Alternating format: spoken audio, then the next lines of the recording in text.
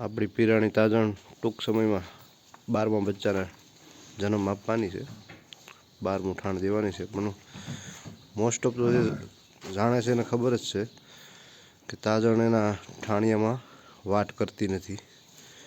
જ્યાં જગ્યાએ બાંધવી છે એથી અલગ છોડવી પડે છે અને બહાર જઈને જ એ વાટ કરે છે.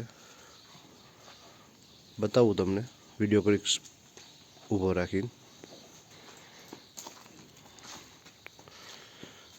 આ ટેવ કયા ઠાણ પછી પડી ગઈ એ ખબર નથી,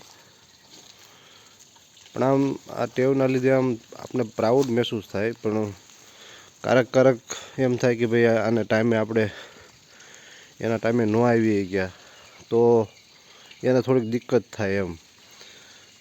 પણ બહુ બનતું નથી, પણ 2-3 વાર એવું બન્યું છે કે એના ટાઈમે હું અહીંયા પહોંચ્યો નથી.